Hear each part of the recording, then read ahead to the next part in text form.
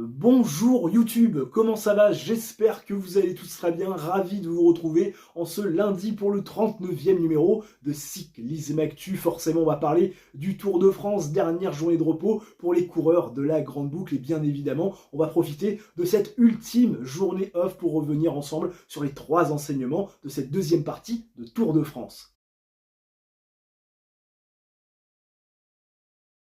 On pensait que le rapport de force était équilibré et même qu'il avait changé de camp à l'issue de la 11e étape. Souvenez-vous, Tadej Pogačar qui attaque dans les derniers hectomètres d'une difficulté, un Jonas Vingegaard incapable de répondre et puis derrière un écart qui se creuse dans une descente réalisée à vitesse supersonique par le Slovène avant de voir le Danois mettre en route dans une difficulté reprenant plus de 30 secondes à un Tadej Pogačar qui semblait emprunté. Et puis, plus surprenant, dans un mano à mano duel entre deux garçons qui jouent le Tour de France pour une victoire d'étape sur un sprint en faux plat montant, on voit un Tadej Pogačar battu par un Jonas Vingegaard qui semblait plus frais et plus fort qu'un Tadej Pogačar qui clairement paraissait au bout du rouleau, un sourire de façade après cette défaite qui clairement pouvait faire mal. Et puis derrière, on remet l'église au milieu du village. Tadej Pogačar a montré qu'il était le plus fort sur ce Tour de France 2024, remportant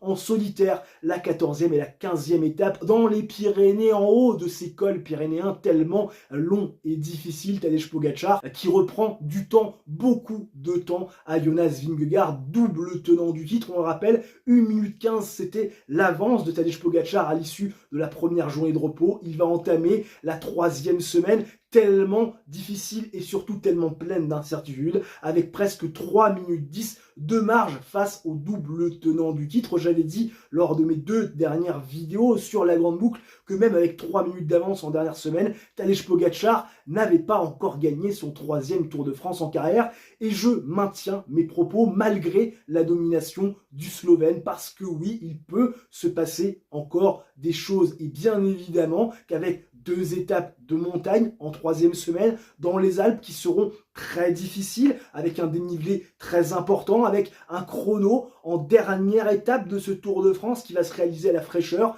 forcément il peut y avoir des écarts, il peut y avoir des retournements de situation, mais je ne vais pas vous le cacher, la seule chose de mon point de vue qui pourrait empêcher Tadej Pogačar de remporter le Tour de France et remettre dans la course Jonas Vingegaard, bien évidemment on ne le souhaite pas aux Slovènes, ça serait une défaillance comme il en a été victime ces 2 dernières années sur la Grande Boucle. Tadej Pogačar, il semble très clairement au-dessus, et pour moi l'écart de niveau est trop important pour voir Tadej Pogačar être repris par Jonas Vingegaard. Alors bien évidemment, certains vont me dire, l'écart de niveau, c'est simplement l'écart de temps entre 2 athlètes. Pas vraiment. Pour moi, l'écart de niveau ne se définit pas seulement au temps qui les sépare au classement général. Il faut aussi prendre plusieurs facteurs en compte, le positionnement, la gestion de course, le comportement, l'attitude. Clairement, quand on prend en compte tout cela, on se rend compte que Tadej Pogačar a une marge monumentale sur un Jonas Vingegaard qui semble impuissant. Regardez, encore une fois, sur cette 15e étape du Tour de France, on a un Tadej Pogačar qui fume la pipe dans la roue de Jonas Vingegaard, qui s'emploie pour essayer de faire craquer un Tadej Pogačar. Tadej Pogačar, il joue du dérailleur. Tadej Pogačar, il se retourne, et puis au moment où il sent que Vingegaard n'en a plus dans la chaussette, il décide d'attaquer, de se dresser sur les pédales, et grâce à son punch, de prendre 10-15 secondes, et Tadej Pogačar, derrière, dans sa gestion de course parfaite, réussit à faire craquer un Jonas Vingegaard qui finit par baisser pavillon. Et puis, Jonas Vingegaard, pour parler aussi de lui, lorsque Tadej Pogačar attaque, il n'est pas capable de lever ses fesses de la selle, il n'est pas capable d'amortir le choc et de revenir au train sur le Slovène, ce qui a été sa force en 2022 et en 2023. Pour moi, seule une défaillance pourrait coûter à Tadej Pogačar désormais ce Tour de France 2024. Parce que même si je crois encore en l'inversion des courbes, c'est-à-dire un Tadej Pogačar qui va baisser de forme et un Jonas Vingegaard qui crescendo va monter en régime en 3e semaine, je ne crois plus à un croisement des courbes. Pour moi, l'écart de niveau est beaucoup trop important. Je ne vois pas Tadej Pogačar s'écrouler et je ne vois pas Jonas Vingegaard se transformer. À mon sens, la seule chose qui peut coûter désormais à Tadej Pogačar le Tour de France 2024, c'est une défaillance, une fringale ou une chute, et bien évidemment, on souhaite ça à aucun coureur. Le duel Pogacar-Vingegaard, c'était le duel attendu et annoncé en préambule de cette édition 2024 de la Grande Boucle. Et ce, malgré une chute spectaculaire et lourde de conséquences de Jonas Vingegaard lors du Tour du Pays Basque en avril dernier. Une chute qui a contraint le Danois à revoir intégralement sa préparation pour l'objectif de sa saison, le Tour de France au mois de juillet. Et ce duel, forcément, on l'attendait spectaculaire. Alors bien évidemment, ce duel, vous l'aurez compris, il tourne en one-man show du côté du Slovène, qui est une jambe au-dessus de la concurrence et qui propose une domination sans partage. Mais au-delà de cette domination sans partage de Tadej Pogacar, qui fait couler beaucoup d'encre, les yeux sont rivés là-dessus, eh bien on va pas se le cacher, en dessous, il n'y a plus d'incertitude, plus d'intérêt et presque plus de spectacle. D'ailleurs, j'en veux pour preuve ce qui se passe à l'échelon inférieur. Qui pour aller monter sur le podium? C'était la question qu'on pouvait se poser tant il y avait un match dans le match avec ce duel pour la dernière marche du podium sur la promenade des Anglais entre Remco Evenepoel et Primož Roglič. Primož Roglič a quitté la route du Tour de France à nouveau, malchanceux sur la Grande Boucle, lui qui rêvait de monter pour la première fois de sa carrière sur le podium de la plus grande course du monde. Remco Evenepoel n'a pas de rival pour cette dernière marche sur le podium. Remco Evenepoel n'a même pas de rival pour le maillot blanc de meilleur jeune réservé aux moins de 25 ans. On rappelle, son plus grand rival pouvait être Juan Ayuso, pensionnaire de l'équipe UAE, équipe de Tadej Pogacar. Juan Ayuso, on le sait, il est capable en troisième semaine possiblement de faire des différences qu'on ne pourra pas voir puisque ce dernier a dû abandonner, quitter la route du Tour, positif au Covid-19. Carlos Rodriguez, l'Espagnol, vainqueur d'une étape l'an dernier, 4e du classement général, fait aujourd'hui office de plus grand rival à Remco Evenepoel depuis l'abandon malheureux de son compatriote. Je mets des guillemets parce que Carlos Rodriguez, il a beaucoup de retard sur Remco Evenepoel en ce qui concerne ce classement distinctif. Plus de 6 minutes de débours sur le prodige belge. Et on va pas se le cacher, objectivement parlant, c'est très compliqué de voir Carlos Rodriguez reprendre 6 minutes dans les étapes alpestres. Alors certes, il y aura matière à faire des écarts, à reprendre du temps. On rappelle, ce sera 2 arrivées au sommet, mais 6 minutes, c'est beaucoup quand on sait que Remco Evenepoel mène bien sa barque, et surtout quand on sait que le contre-la-montre à Nice correspond parfaitement aux caractéristiques et capacités de Remco Evenepoel, champion du monde en titre de la discipline. Et puis en plus, si cela ne suffisait pas, Carlos Rodriguez est loin, très très loin de son niveau de l'an dernier. Donc plus véritablement de suspense et d'incertitude pour la dernière marche laissée vacante sur le podium, et plus véritablement non plus de suspense et d'incertitude pour ce classement distinctif qui est toujours très important. Et puis s'il y avait que ça, mais c'est pas le cas puisque maintenant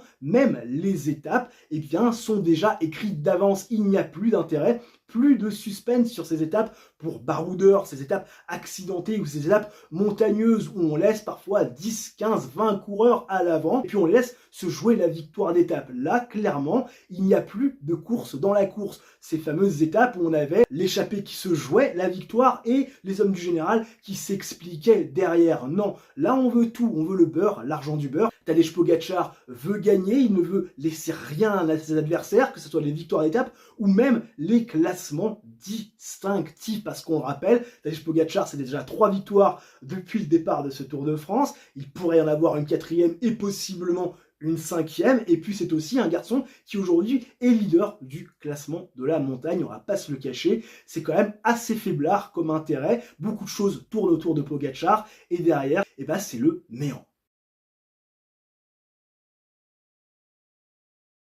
Parlons désormais de nos représentants français, histoire de finir cette vidéo sous un petit air de cocorico, parce que même s'il n'y a pas eu de 4e victoire, et on pouvait éventuellement l'attendre, il y avait certains profils accidentés qui pouvaient correspondre à certains profils de baroudeurs, de punchers ou de grimpeurs, il y a eu des Français qui se sont montrés. Il y a surtout 2 noms que j'ai envie de retenir sur cette 2e partie de Tour de France, c'est celui d'abord de Bryan Coquard. Alors Bryan Coquard, on le sait, c'est avant tout un sprinter qui a gagné bon nombre de victoires d'étape sur des courses de niveau continental pro et qui, on le sait, a beaucoup de mal à briser ce plafond de verre lorsqu'il arrive en World Tour. Alors bien sûr, des courses World tours, il en a gagné quelques-unes, mais on sait que c'est beaucoup plus compliqué. Et il semble bien inférieur à des Philipsen, à des Arnaud Delis ou à des Binaam Girmay pour aller jouer ce classement du maillot vert. Mais Bryan Coquard, il semble avoir la patte et c'est assez intéressant de voir qu'il fait les sprints intermédiaires, qu'il essaye de se glisser dans l'échappée pour essayer de jouer ce classement. Il sait pertinemment qu'à moins abandon, ce que l'on ne souhaite pas devant de Philipsen ou de Binaam Girmay, il ne pourra pas jouer le maillot vert à Paris, mais il veut jouer un bon classement sur ce classement spécifique. C'est quand même intéressant de le noter, ça prouve qu'il y a de l'abnégation et cette envie de réussir son Tour de France sans rien regretter. C'est aussi le cas de David Gaudu. David Gaudu qui a été souvent critiqué parce que critiquable. On le sait, David Gaudu, depuis le départ à la retraite de Thibaut Pinot, il s'est passé pas mal de choses. David Gaudu est devenu le leader unique. Arnaud Démare a été poussé vers la sortie direction l'Arkea BNB et tout autour de David Gaudu et peut-être d'ailleurs un peu trop de choses. Et David Gaudu, on le sait, il n'arrive pas à assumer. Alors avant le Tour de France, il y a eu ce test positif au Covid-19, ça l'a peut-être ralenti dans sa préparation et c'est jamais idéal. Mais ce qui est sûr, c'est que David Gaudu est loin des attentes. Mais ce que j'aime avec ce coureur, notamment sur cette deuxième partie de Tour de France et bien évidemment plus précisément lors de ces deux étapes pyrénéennes avec des arrivées au sommet, c'est qu'on a vu un David Gaudu essayer d'aller de l'avant. Alors bien évidemment, il n'était pas le plus fort, on l'a vu très régulièrement être relâché et ne pas faire partie des individualités qui se dégageaient du groupe d'échappés. Mais David Gaudu, il a essayé, il n'a pas regretté, il a pris des points de la montagne lors de la 14e étape. Il a encore tenté sa chance lors de la 15e étape, essayer de s'en aller, prendre les points de la montagne. Il en a 30, il a peut-être ce rêve un peu fou éventuellement d'aller chercher ce maillot à poids, mais quand on sait que l'ami Pogacar a 47 points d'avance et qu'il va certainement faire rouler son équipe dans les étapes alpestres, ça paraît très compliqué d'aller jouer ce maillot. N'est pas Giulio Ciccone qui veut, mais David Gaudu me fait plaisir et au-delà de ça, me rassure parce que David Gaudu, il aura peut-être aussi comme objectif sous-jacent éventuellement de participer au Tour d'Espagne pour reprendre de la confiance et éventuellement aller chercher